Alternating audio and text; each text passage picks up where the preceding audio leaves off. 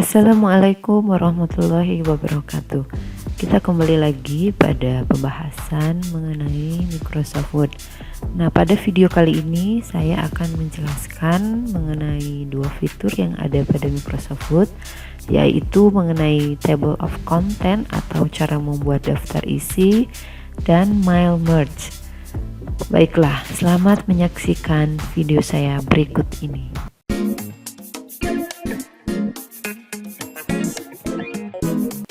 Oke, nah pembahasan kita yang pertama yaitu table of content atau daftar isi. Nah, di sini saya akan mendemokan bagaimana caranya membuat daftar isi otomatis ya.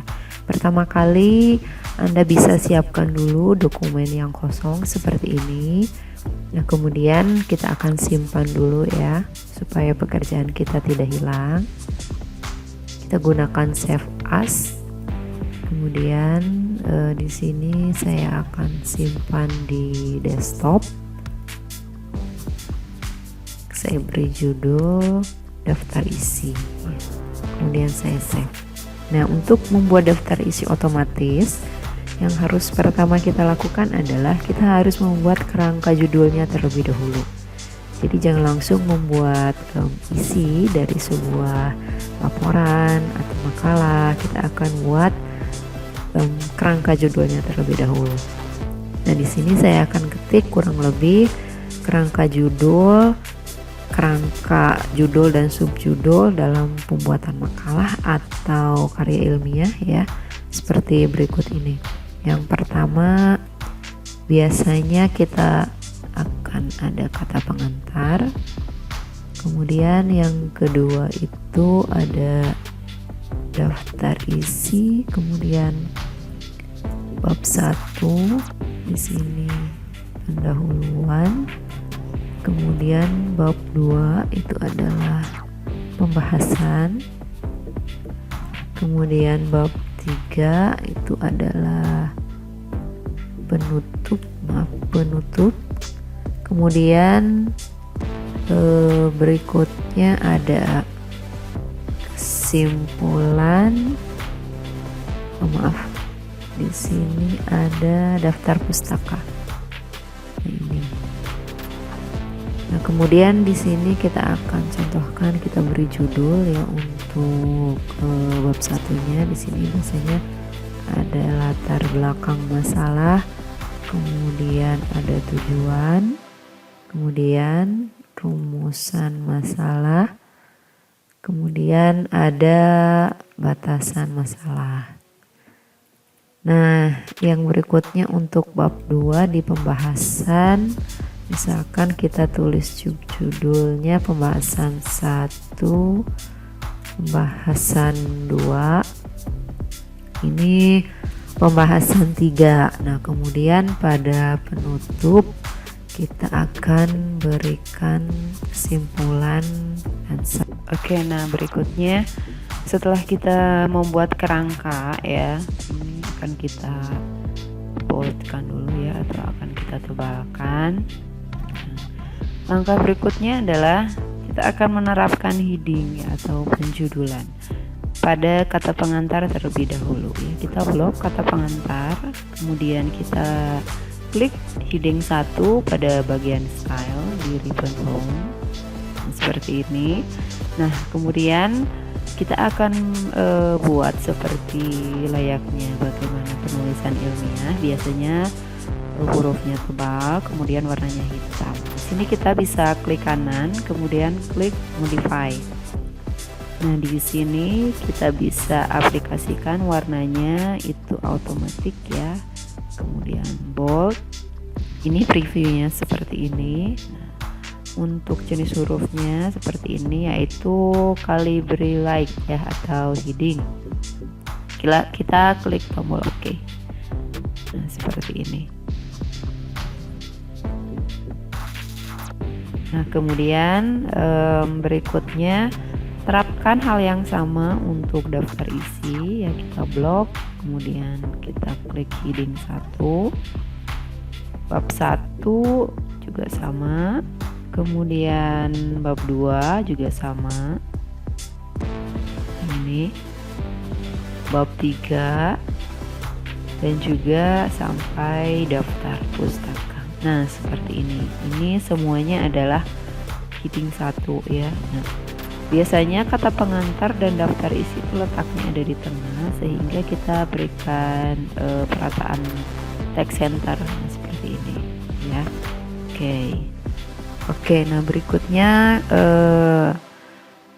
untuk judul yang bab 1, bab 2, penutup dan daftar pustaka kita letakkan di tengah juga ya, seperti ini. Maaf. Ini juga sama ya. Nah, ini di tengah juga, daftar pustaka juga. Nah, ini semua adalah heading 1. Nah, sekarang kita akan terapkan untuk subjudulnya ya. Nah, ini kita terapkan menggunakan heading 2 ya. Heading 2 atau level 2. Kita klik heading 2, kemudian klik kanan, kita modify. Di sini kita klik automatic, ukuran hurufnya misalkan 14, di sini bold. Coba kita dari sini juga bisa ya, supaya lebih fontnya kita pilih Calibri Light. Nah, ini oke, ditambah oke. Nah, seperti ini. Nah, lakukan hal yang sama untuk judul-judul yang lain ya. Tujuan, kemudian rumusan masalah, batasan masalah. Ini juga sama, pembahasan 1, 2, 3, kemudian kesimpulan, saran. Pastikan ini semua posisinya sudah ada di heading 2. Ciri dia sudah ada di heading, jika kita klik tulisannya, nanti pada kotak pada group style akan terlihat posisinya dia ada pada heading keberapa. Untuk kata pengantar itu heading 1, batasan masalah itu heading 2. Nah, seperti ini ya. Nah, jadinya seperti ini. Ini heading 1, ini heading 2. Oke, untuk langkah berikutnya kita akan isi ya heading dan judul dan subjudul ini, atau heading 1 dan heading 2. Misalkan kita isi kata pengantar, di sini kita akan menuliskan teks sembarang saja ya. Misalkan kita tulis isi kata pengantar. Nah, ini bisa kita copy paste saja supaya lebih mudah ya. Kita copy ya, kemudian di sini paste. Di sini, nah di sini paste. Oke, seperti ini. Kita copy lagi, kita buat kira-kira sampai 1 halaman ya. Jadi sampai teks atau heading daftar isi ini berpindah ke halaman yang kedua.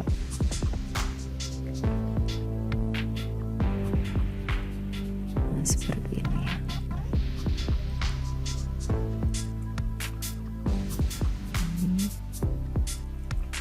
Kita copy lagi supaya lebih banyak.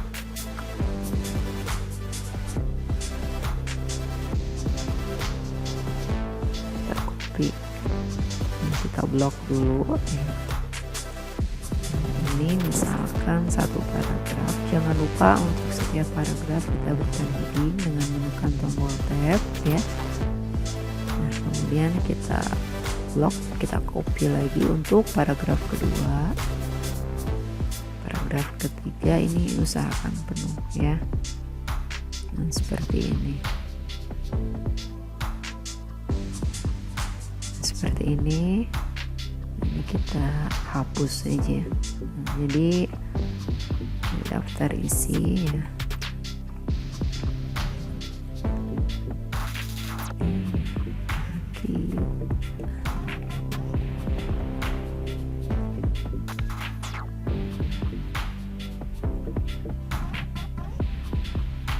Nah, sampai daftar isi di sini ya. Ini untuk alignmentnya kita berikan perataan teks justify saja. Nah, seperti ini ya. Nah, kemudian daftar isi ini karena nanti terakhir akan kita isikan, sehingga kita harus kosongkan. Nah, kemudian untuk bab satunya ini nanti kita akan simpan di halaman yang ketiga ya. Jadi ini daftar isi adalah halaman kedua. Ini halaman pertama, nah daftar isi halaman kedua. Nah, di sini silahkan posisi cursor diletakkan di sini ya, di sebelah tulisan atau teks daftar isi. Nah, kemudian kita tekan tombol enter. Nah, seperti itu ya. Nah, sehingga posisinya seperti ini. Nah, kemudian pada teks bab 1 pendahuluan ya, kursornya letakkan di belakang huruf B. Nah, kemudian kita akan pindahkan ini ke halaman berikutnya atau halaman 3 dengan menggunakan icon breaks yang ada pada menu atau pada ribbon layout. Pastikan posisi cursor di sini. Dari ribbon layout itu ada menu break ya, ini pada grup page setup. Diklik tanda panahnya, kemudian klik icon page. Nah, seperti ini, sehingga dia akan berpindah ke halaman yang berikutnya. Kalau kita lihat, ini adalah halaman 1, kata pengantar. Daftar isi adalah halaman 2. Kemudian mulai dari bab 1 ini adalah halaman yang ketiga. Nah, seperti itu ya. Oke, nah berikutnya kita juga akan pindahkan ya untuk teks bab 2 ke halaman 4, bab 3 ke halaman 5, dan daftar pustaka ke halaman 6. Tapi sebelumnya ini akan kita berikan penomoran dulu ya supaya lebih mudah. Kita berikan penomoran 1, 2, 3 saja. Nah, seperti ini. Posisinya bisa disesuaikan. Nah, seperti ini. Ini juga sama. Kita berikan penomoran 1, 2, 3. Oke. Seperti ini. Untuk kesimpulan saran juga sama. Kita berikan penomoran 1, 2, 3. Nah, langkah yang berikutnya kita akan pindahkan untuk masing-masing bab ya. Nah, sekarang bab 2 kita pindahkan ke halaman 4 ya. Klik di depan huruf B-nya seperti ini. Nah, kemudian ke ribbon layout, klik icon break. Nah, di sana ada page, diklik. Nah, ini akan berpindah ke halaman 4. Nah, bab 3 akan kita pindahkan ke halaman 5 ya. Klik page. Nah, daftar pustaka akan kita pindahkan ke halaman 6 ya, klik page. Nah, nanti hasilnya seperti ini. Ada 6 halaman. Halaman pertama kata pengantar, halaman kedua daftar isi, halaman ketiga bab 1, halaman keempat pembahasan, halaman kelima penutup, dan halaman keenam itu daftar pustaka. Nah, kemudian berikutnya kita akan isi di sini ya, sesuaikan saja. Kita akan isi teks ya. Kita isi teksnya dari sini. Isi latar belakang masalah. Nah, ini kita copy saja. Kita blok dulu. Ya, kemudian kita copy seperti ini, buat disesuaikan seperti pada saat kita membuat karya ilmiah ya. Di sini misalkan satu paragraf ya, saya akan buat paragraf berikutnya. Jangan lupa berikan first line indent. Misalkan di sini saya akan buat 3 buah paragraf. 4. Ini bebas saja ya. Nah seperti ini. Nah, kemudian kita berikan untuk perataan teksnya itu rata kiri kanan ya, ada di home, kemudian justify. Nah berikutnya untuk tujuan kita lakukan hal yang sama. Nah untuk tujuan itu biasanya menggunakan penomoran ya. Adapun tujuan adalah kita ketik penomoran dengan A kecil, tujuan 1, tujuan 2, tujuan 3, tujuan 3, tujuan 4, tujuan 5. Nah misalkan seperti itu. Untuk rumusan masalah juga sama ya, kita terapkan seperti itu. Adapun rumusan masalah adalah kita berikan penomoran rumusan masalah 1, kita copy saja biar cepat. Ini nah, misalkan 5 ya, ini 2, 3, kemudian 4, sini 5. Nah kemudian untuk batasan masalah juga sama ya. Misalkan kita berikan teks yang sama. Adapun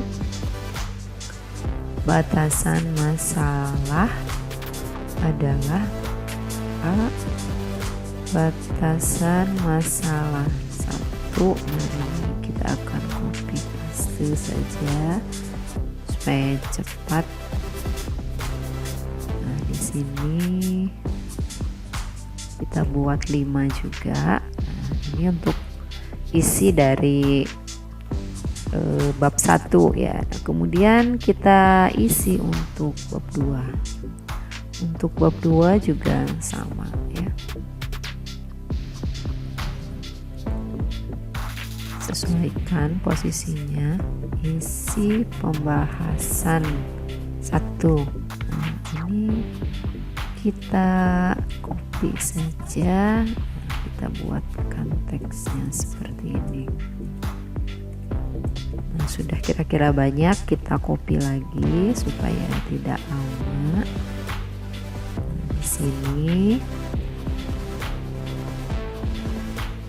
misalkan ini sudah jadi 1 paragraf ya. Nah, ini jangan lupa force line-nya, kemudian kita copy, kita buat misalkan di sini ada 4 paragraf. Nah lakukan hal yang sama untuk pembahasan 2. Kita isinya ambil dari pembahasan 1 saja supaya cepat ya. Nah, seperti ini. Kalau ada yang salah kita bisa lakukan pemformatan ya, pengeditan dengan menggunakan format painter. Nah, di sini kita lakukan hal yang sama ya. Untuk pembahasan 3 juga sama seperti ini. Oke. Seperti ini ya. Ini kita naikkan dulu ya untuk bab penutup. Seperti itu. Oke, yang berikutnya kita isi di kesimpulan. Kita samakan saja ya dengan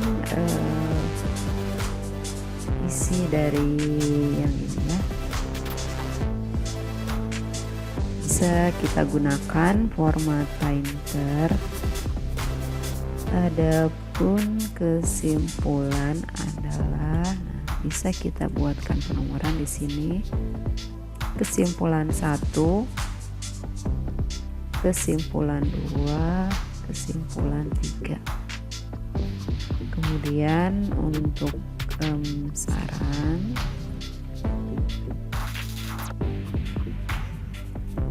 bisa tuliskan di sini ya. Adapun saran adalah di sini saran 1, saran 2, saran 3. Nah, langkah berikutnya kita akan pergi ke daftar isi. Nah, ini pastikan sudah terisi semua ya bagian-bagiannya. Hanya daftar isi yang belum ya. Untuk daftar isi ya, ini tadi masih kosong, ini ada di halaman 2. Langkah yang bisa kita lakukan itu kita bisa masuk ke ribbon reference. Nah, di sana ada table of contents ya, kita klik tanda panahnya. Nah, kemudian kita pilih model atau style daftar isi yang kita inginkan. Misalkan kita pilih yang automatic table 1. Nah, di sini akan dengan otomatis terisi ya daftar isi yang ada pada halaman ini ya. Ini sudah terisi otomatis ya. Bisa kita cek di sini, misalkan kata pengantar ini di halaman 1, daftar isi itu di halaman 2, bab 1 pendahuluan latar belakang masalah itu di halaman 3, kemudian tujuan itu di halaman 4 ya, tujuan, rumusan, batasan itu di halaman 4. Kita coba cek di sini. Nah, seperti ini. Seperti itu ya. Ini untuk membuat daftar isi otomatis. Nah, langkahnya sangat mudah sekali ya. Nah, untuk teks konten ini bisa kita dilihat ya, kita blok kemudian. Jika ada perubahan atau penambahan halaman, di sini kita hanya perlu klik update table saja ya. Kemudian kita klik update page numbers only atau update entire table ya. Nanti bisa diklik OK. Kemudian di sini akan otomatis muncul perubahannya. Nah, kemudian seperti ini. Biasanya pada karya tulis ilmiah, kata pengantar, kemudian daftar isi, teks huruf halamannya itu biasanya bukan berupa angka 1, 2, tapi biasanya berupa angka Romawi kecil ya, I1 dan I2 dan seterusnya. Kemudian mulai dari bab pendahuluan sampai dengan terakhir itu baru mulai dengan angka. Nah, sehingga dokumen ini harus kita bagi menjadi 2 bagian.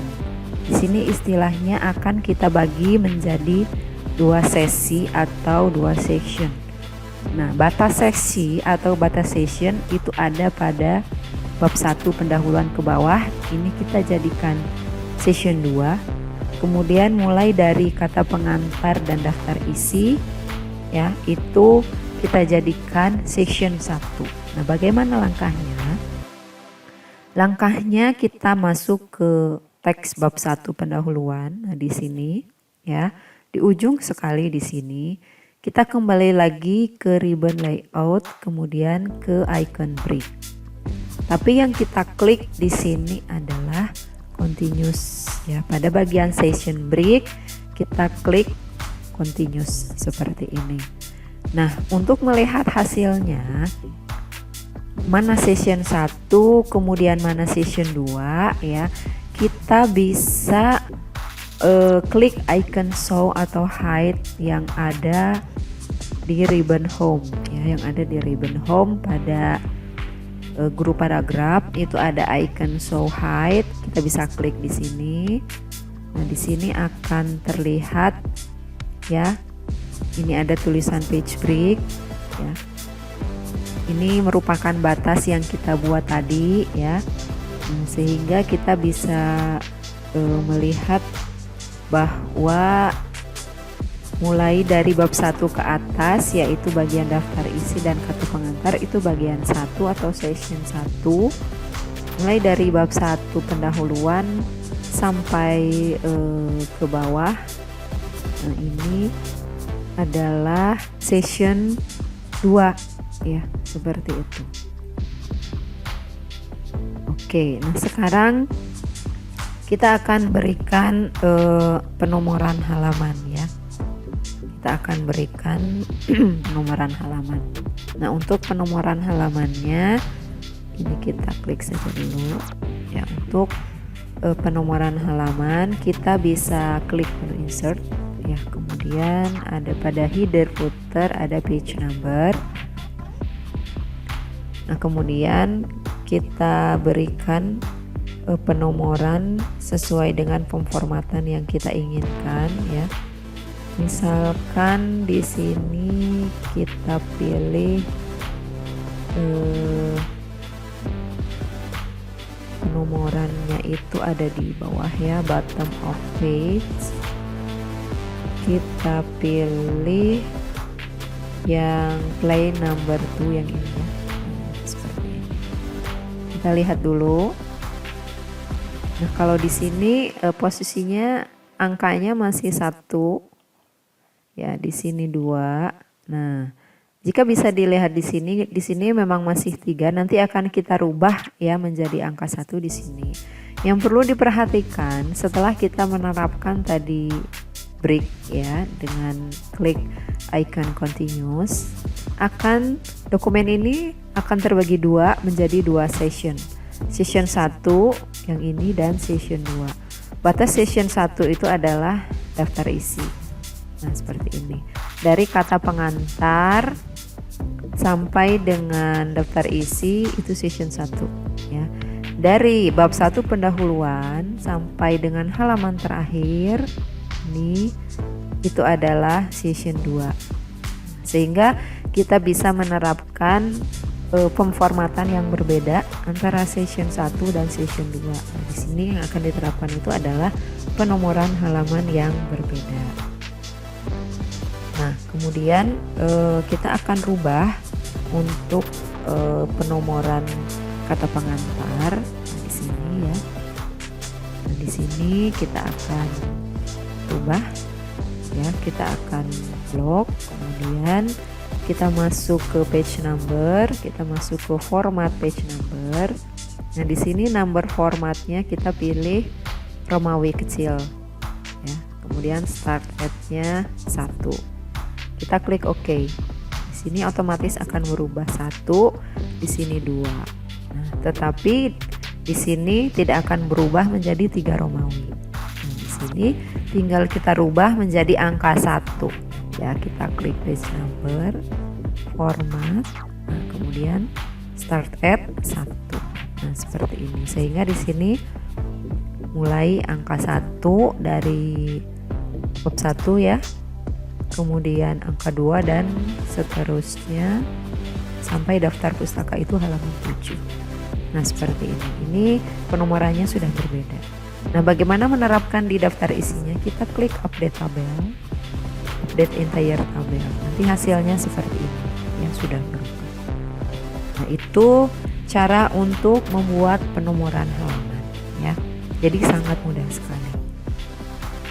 Nah, berikutnya kita akan membuat mail merge ya, mail merge atau membuat surat dalam jumlah banyak ya. Nah, jadi untuk mail merge ini ya biasanya digunakan jika Anda akan membuat surat ya, kemudian surat itu ditujukan ke surat undangan, maksudnya misalkan undangan rapat, undangan pernikahan dan yang lain-lain. Untuk surat undangan biasanya isi suratnya itu sama. Misalkan Anda akan mengundang rapat pada sebuah acara itu, peserta yang diundang itu ada 50 orang. Nah, isi surat untuk ke-50 orang itu sama. Jadi tidak mungkin Anda mengetikkan satu-satu undangan tersebut untuk 50 orang tersebut. Walaupun isinya sama, tetapi nama, alamat, dan identitas lain untuk setiap orang yang Anda undang itu pasti berbeda. Nah, disinilah gunanya mail merge, di mana kita hanya membuat satu buah surat ya, template atau isi surat yang sama. Kemudian kita membuat sebuah atau menyediakan sebuah file data atau source, di mana data atau source itu berisi informasi alamat atau identitas dan nama orang-orang yang akan kita undang. Nah, oleh karena itu di sini kita harus menyiapkan 2 buah file. Pada praktik kali ini saya akan membuat mail merge untuk membuat sebuah surat ya. Nah, di sini datanya saya buat dengan menggunakan Excel. Saya beri nama surat ya. Kita buka dulu. Nah, di sini asumsi kita akan membuat surat untuk 4 orang yang berbeda ya, dengan isi surat yang sama. Identitas dari keempat orang tersebut terdiri dari nama, alamat, kota, provinsi, dan kode pos. Kemudian langkah berikutnya kita akan membuat sebuah file induk ya, atau file surat di mana nanti kita bisa melakukan merging atau merger surat dengan menggunakan dokumen Microsoft Word yang kita buat sekarang. Kita siapkan dokumen yang baru, kemudian kita simpan saja dulu ya. Di sini saya juga akan simpan di desktop ya. Usahakan lokasinya itu sama antara file sumber atau Excel dengan file surat ya. Nah, di sini saya akan beri nama misalkan mail merge. Seperti ini ya. Nah, langkah berikutnya kita akan buatkan isi surat ya. Saya di sini membuat isi surat yang terkait dengan identitas yang ada di sini saja ya. Identitas yang ada di sini saja. Nah, di sini saya akan membuat seperti ini. Misalkan kita ketikkan kepada, kemudian TH yang terhormat Bapak Ibu. Di sini nama ya, kita berikan saja nama, nanti karena akan kita isi itu dengan identitas yang berbeda yang ada di Excel. Kemudian di sini kemudian di sini alamat, kemudian kota, provinsi, kemudian kode pos. Seperti ini. Saya akan tebalkan atau bold untuk data-data yang akan kita isi sesuai dengan source yang ada di sini, yaitu nama, alamat, kota, provinsi, dan kode pos. Nama, alamat, kota, provinsi, dan kode pos. Di sini saya akan tebalkan. Nah, ini juga sama. Jadi diusahakan ya untuk field atau kolom-kolom yang kita buat di Excel ya atau di database-nya itu harus sesuai dengan yang ada pada dokumen Word yang ada di mail merge. Kita save kembali. Nah, langkah yang berikutnya untuk isi suratnya di sini saya tidak perlu dituliskan atau diketikkan, nanti silahkan itu bisa di custom oleh Anda.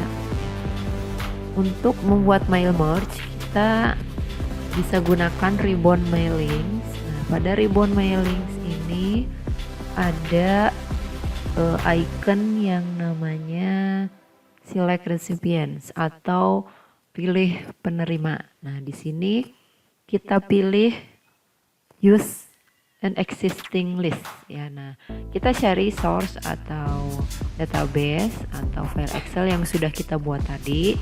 Tadi kita letakkan di desktop ya. Nah, kita klik surat. Dia ada di sheet 1, kemudian kita klik tombol OK. Ya, ini kita close dulu. Nah, seperti itu. Nah, kemudian langkah yang berikutnya adalah setelah kita memilih database ya. Langkah yang berikutnya untuk memasukkan identitas-identitas yang ada di database atau Excel tadi, kita bisa klik di sini ya, nama. Ya, kemudian kita delete saja. Kemudian kita klik icon insert merge field.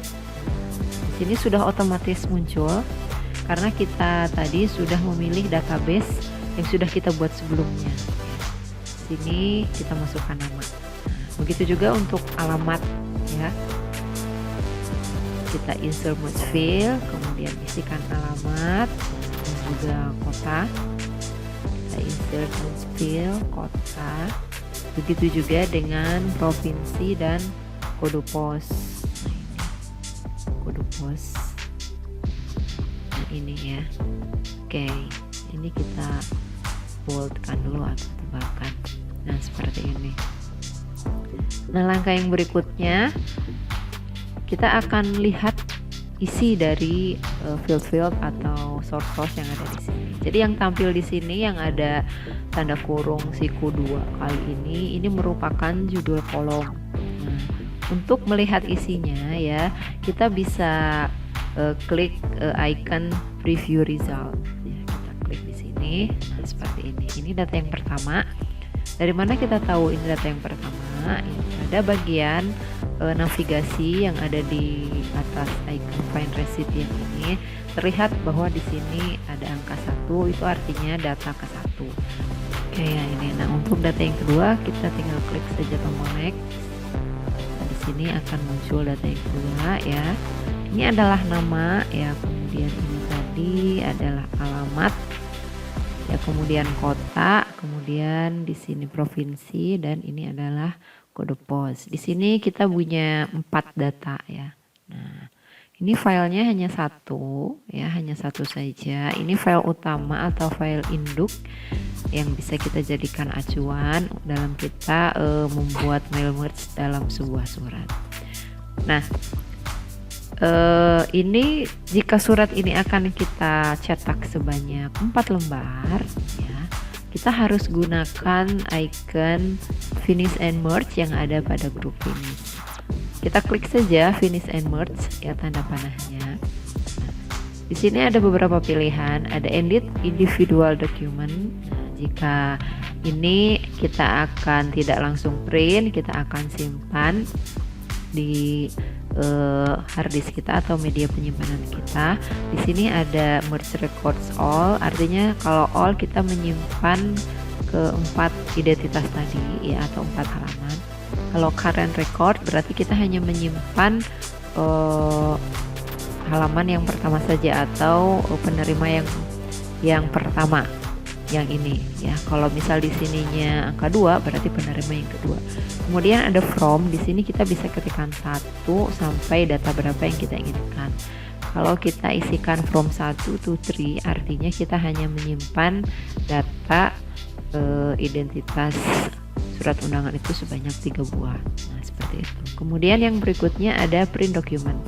Nah, untuk print document juga sama ya, menunya seperti ini, tetapi dia tidak langsung tersimpan di media penyimpanan, tetapi dia akan langsung dicetak dengan menggunakan printer yang tersambung pada laptop atau komputer kita. Kemudian yang ketiga ada send email message. Nah, di sini kita bisa langsung kirimkan undangan ini kepada kontak email yang tersedia seperti itu. Nah, untuk latihan atau praktik kali ini di sini saya lebih memilih menggunakan ya edit individual dokumen. Saya akan simpan semua resipien atau record ya, artinya keempat resipien atau keempat penerima ini akan saya simpan sehingga nanti hasilnya akan menjadi 4 halaman. Kita klik tombol OK. Nah, di sini akan muncul satu buah file baru secara otomatis dengan title-nya itu adalah letters 1 ya. Ini berbeda sekali dengan file yang tadi kita buat yaitu mail merge. Jadi dia tidak tersimpan di file yang ini. Jadi dia akan otomatis create new file dengan nama letters 1. Kalau kita lihat ini adalah file biasa ya. Kalau kita klik di sini, nah di sini ini adalah bukan file mail merge ya. Di sini akan ada 4 lembar. Ini data yang pertama, ini data yang kedua, ini data yang ketiga, nah dan ini data yang keempat. Nah, seperti itu. Sehingga kita bisa simpan file ini ya, misalkan kita file save as saja, kita simpan di desktop, namanya hasil mail merge misalkan. Nah, ini nanti bisa kita cetak di kemudian hari atau bisa disesuaikan juga. Itu tadi mengenai mail merge. Oke, itu tadi penjelasan bagaimana caranya membuat daftar isi otomatis dan membuat sebuah mail merge. Nah, itu adalah materi terakhir dari Microsoft Word. Ya, nanti kita akan lanjut lagi di materi berikutnya yaitu Microsoft Excel.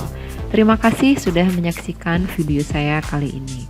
Kita bertemu lagi di video-video berikutnya. Wassalamualaikum warahmatullahi wabarakatuh.